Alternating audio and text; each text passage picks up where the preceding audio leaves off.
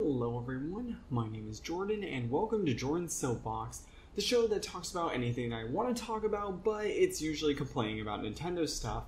And what do you know, the Japanese company that I do admire so much is making more terrible business decisions for me to keep talking about on this show. So for those who don't know, Nintendo recently announced a port of The Legend of Zelda Skyward Sword HD, which is a version of the very divisive Zelda title for the Nintendo Wii, now coming to the Nintendo Switch. I'm happy to see that this title, divisive nature, not being re-released again, something longtime viewers of this channel know that I've complained a lot about. It is admittedly costing $20 more than it did when it first launched on the Wii, but that's the only thing really wrong with it, right? Right? Oh, I'm afraid not, because Nintendo couldn't help themselves and screw something up with this port. Oh, well, looks like we have a special guest. This is Pikachu Amiibo, one of only 2 Amiibo figures that I own. Welcome to the show, buddy.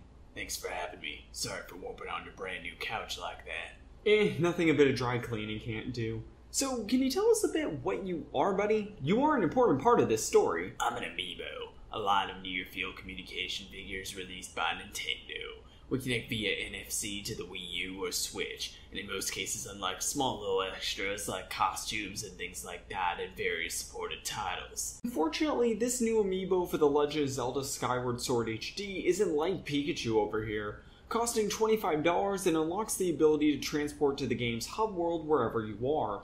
Now, I haven't experienced Legend of Zelda Skyward Sword or really have an intention to experience the HD version, but according to The Verge, the feature is, quote, bypassing one of Skyward Sword's many annoying quirks for an extra cost. What made Nintendo's Amiibo line stand out was that they were figures of beloved characters like me in most instances, only unlocking neat little extras that weren't important to the title that you really needed us for it.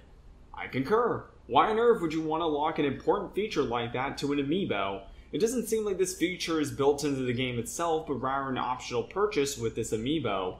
Assuming that this isn't the case, yeah, this is really not okay. It's another example of how Nintendo just doesn't know how to handle their older library at all. Sometimes they just plain out don't release much of their older requested library. Cough, mother 3, cough. Sometimes they do it, but it's in baffling ways like Super Mario 3D All-Stars. This is the latter of those cases that, while not a limited release like that one, is nonetheless flawed due to locking an improvement to the title behind an Amiibo figure.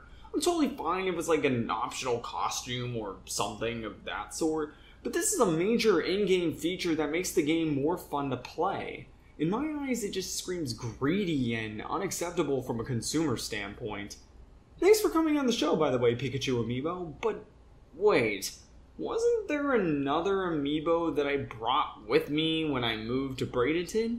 I'm Sonic! Sonic the Hedgehog! Gotta go fast, you're too— Subscribe to hear me complain about more things!